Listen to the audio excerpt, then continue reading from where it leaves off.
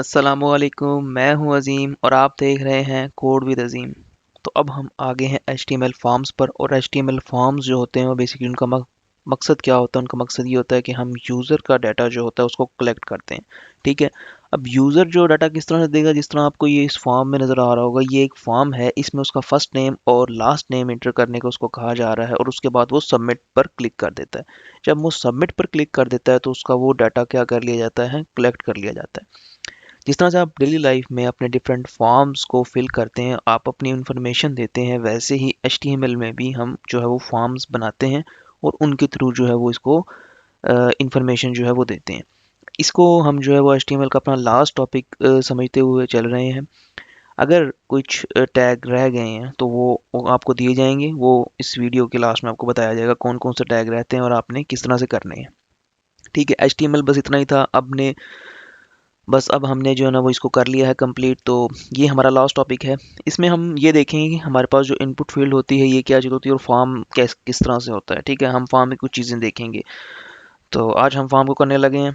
उसके लिए मैं अपने एडिटर को ओपन कर लेता हूँ और यहाँ पर मैं एक न्यू फाइल बनाता हूँ जिसका नाम होगा form dot H T M L. H T M L जो है वो आपने लगाना ही लगाना है। फॉर्म आपकी मर्ज़ी है, आप क्या नाम देना चाह रहे हैं।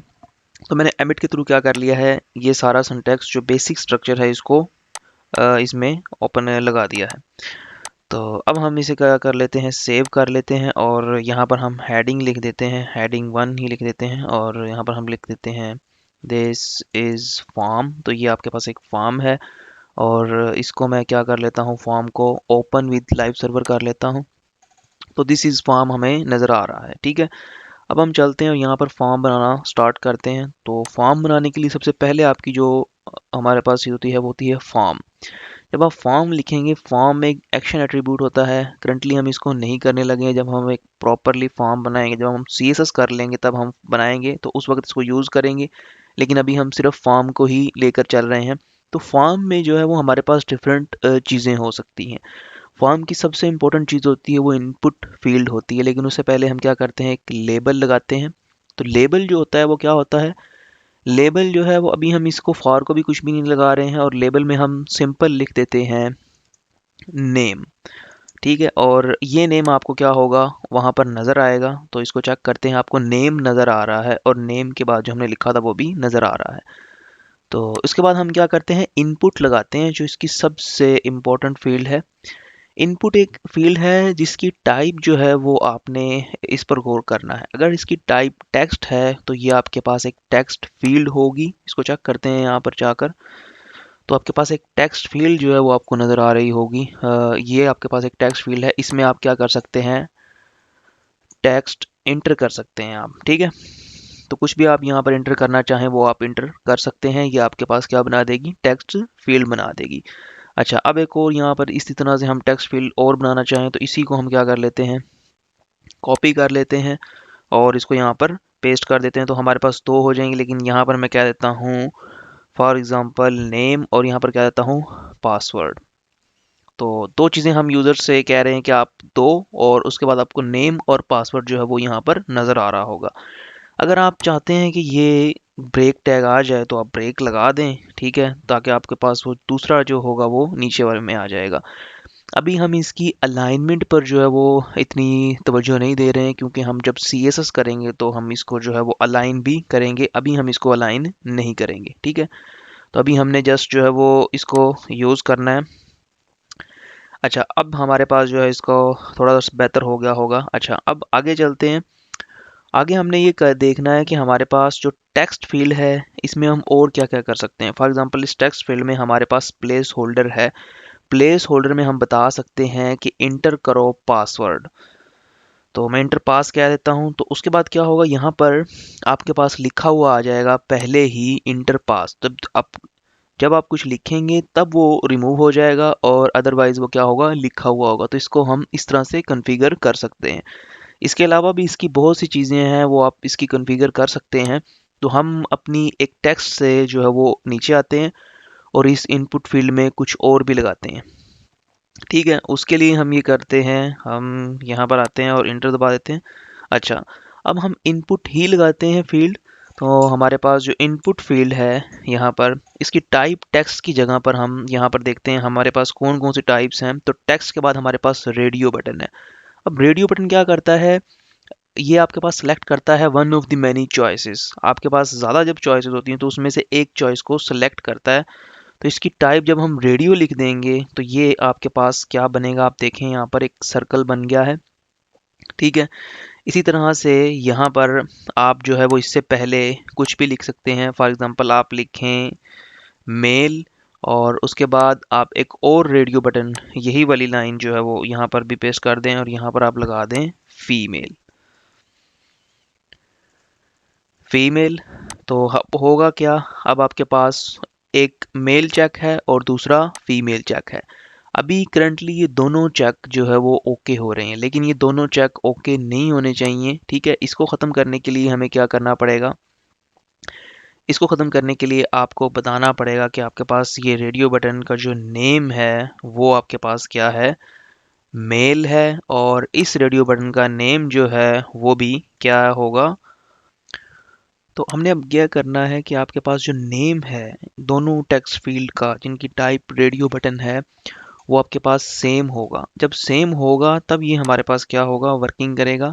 अब पहले इस कंसेप्ट को समझ लेते हैं। हमारे पास कंसेप्ट ये है कि रेडियो बटन में अगर हम एक को चेक करेंगे तो दूसरा क्या हो जाएगा, अनचेक हो जाएगा। तो ये आपके पास क्या होता है, रेडियो बटन होता है। ये जितने भी होंगे, अभी ये करंटली 2 हैं, अगर आपके पास ये 4 भी होंगे वो आप बना सकते हैं इजीली।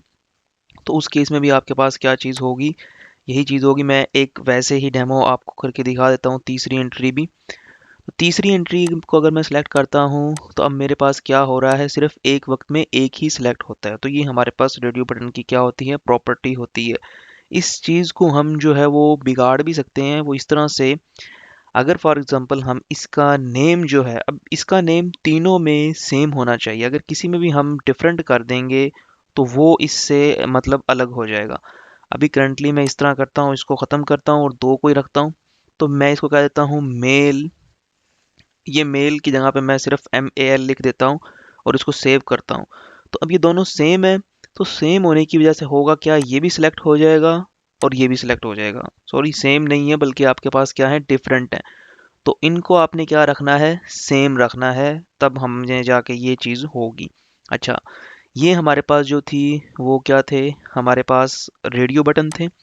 अच्छा, इसके बाद हमारे पास जो है वो चेक बॉक्स है। तो चेक बॉक्स है और उसके बाद मैं इसे कमिट कर देता हूँ। तो ये हमारे पास जो है वो कमिट होते हैं। तो जो कमेंट होते हैं हमारे पास वो बेसिकली क्या चीज़ होती है, ये आपके जो कोड है उसकी वर्किंग में शामिल नहीं होते हैं, लेकिन ये इंपॉर्टेंट किरदार इसलिए अदा करते हैं कि इससे हमें पता लग जाएगा कि हम अब जो है वो चेक बॉक्स पढ़ने लगे हैं। तो चेक बॉक्स के लिए भी हम क्या यूज़ करेंगे, इनपुट फील्ड को ही यूज़ करेंगे, लेकिन यहाँ पर अब क्या लिख देंगे, चेक बॉक्स लिख देंगे।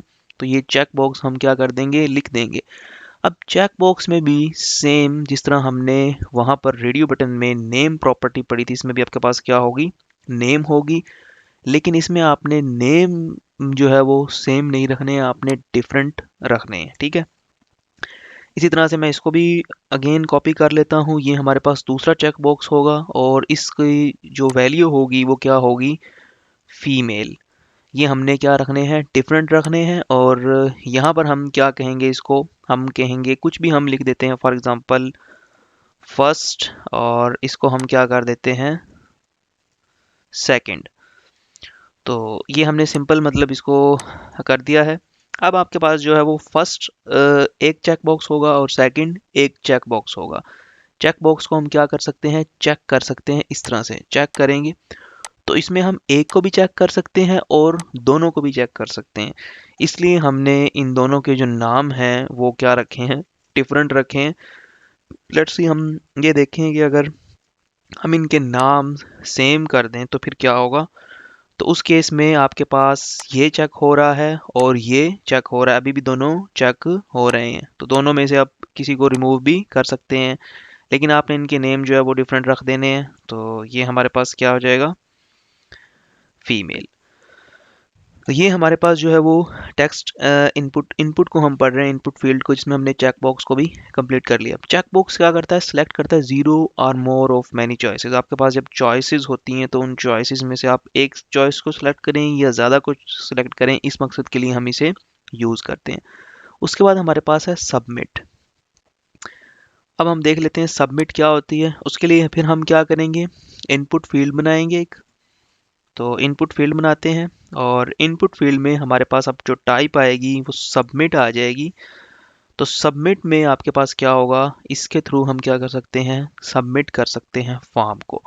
जब हम फॉर्म को सबमिट करेंगे तो उस वक्त हम इसे यूज़ करते हैं। करंटली हम फॉर्म को सबमिट नहीं कर रहे हैं तो हम इसे यूज़ नहीं कर रहे हैं। अच्छा, इसमें आपके पास क्या है, सबमिटिंग दी फॉर्म, तो सबमिट करने के लिए यूज़ कर रहे हैं। और यहाँ पर मैं अगर क्लिक कर देता हूँ तो आपके पास एक बटन बन जाएगा। देखिए बटन बन गया है। ये बटन बेसिकली क्या है, जब इस पर आप कोई भी क्लिक करेगा तो ये फॉर्म क्या हो जाएगा, सबमिट हो जाएगा। लेकिन ये जब सबमिट होगा तो इसका एक्शन एट्रीब्यूट के थ्रू होगा, और एक्शन एट्रीब्यूट को हमने क्या किया है, यूज़ ही नहीं किया उसको। हमने ये कहा है कि जब हम उसको बाद में CSS अप्लाई कर लेंगे तो हम एक अच्छा सा फॉर्म भी बनाएंगे, उस वक्त हम इसे यूज़ करेंगे। अभी के लिए हम ये चीज़ें सिर्फ और सिर्फ पढ़ रहे हैं कि ये किस तरह से आप इन्हें अपनी मर्ज़ी से जिस तरह चाहें डिज़ाइन कर सकते हैं। अभी आपको ये सिर्फ बताया जा रहा है कि हम इन्हें किस तरह से जो है वो ये चीज़ें हो रही हैं। अच्छा, इसके बाद आपके पास जो है वो हमारे पास सबमिट हो गया है। उसके बाद हमारे पास जो है वो है आपके पास एक क्लिकेबल बटन भी हम बना सकते हैं।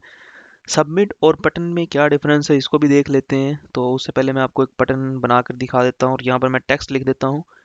ये टेक्स्ट जो मैं लिख रहा हूँ ये बेसिकली वैसे ही आपको टेक्स्ट नज़र आएगा वहाँ पर, तो इसका कोई इतना किरदार नहीं है। यहाँ पर हम क्या लिखेंगे अब, बटन।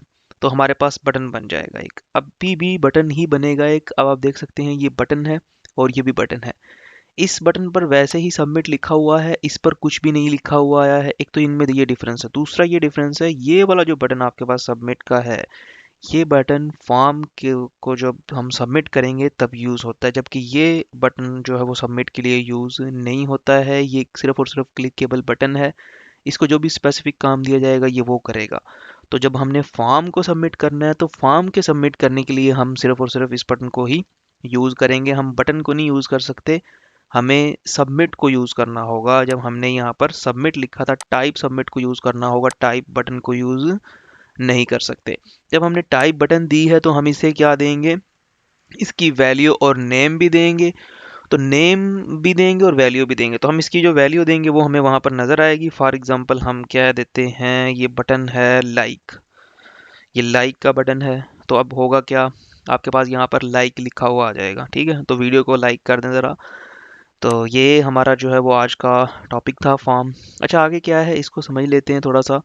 आगे हमारे पास जो हमारा HTML का जो मेन टॉपिक्स थे वो ऑलमोस्ट कंप्लीट हो गए हैं। अब आपने करना क्या है, आपने इनकी प्रैक्टिसेस करनी है।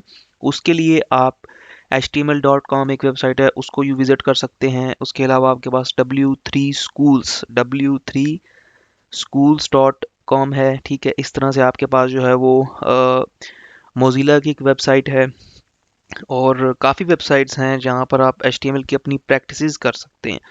तो जिस तरह से आप ये देखें, कमेंट मैंने इस वीडियो में आपको बताया, और बहुत सी चीज़ें हैं जो आपने खुद से करनी है। और इसके साथ साथ ऑडियो है, वीडियो है। जिस तरह से हमने इमेज को यूज़ किया था वैसे ही हम ऑडियो और वीडियो को भी मतलब यूज़ करते हैं। और मार्की टैग है और बहुत से मतलब टैग हैं, बहुत सी मतलब चीज़ें हैं जो हमने की नहीं है, लेकिन ये है कि वो उसी चीज़ का हिस्सा है जो आपको चीज़ करवा दी गई है। तो उसी की बेस पे मतलब उसको आप कर सकते हैं। तो आपने वो खुद करनी है। और इसके बाद हम क्या करेंगे, इसके बाद हम जो है वो दो काम करेंगे। एक तो ये करेंगे कि फॉर एग्जांपल अगर आपको किसी भी टैग में प्रॉब्लम आ रहा होगा तो वो आप हम मुझे बता देंगे, तो मैं आपको क्या कर दूंगा, वो एक्सप्लेन कर दूंगा। दूसरा ये करेंगे कि हम CSS की तरफ मूव करेंगे और CSS को समझेंगे। और फिर हम क्या करेंगे, फिर हम जो है ना वो प्रैक्टिसेस शुरू कर देंगे। जब हमारी CSS भी हो जाएगी तो फिर हम जो है ना वो इसमें डिफरेंट टिप्स हैं, डिफरेंट ट्रिक्स होंगी, उनको लेकर आएंगे और फॉर्म्स बनाएंगे और वेबसाइट्स बनाएंगे। तो ये हमारा जो है ना वो इसका पहला गोल है।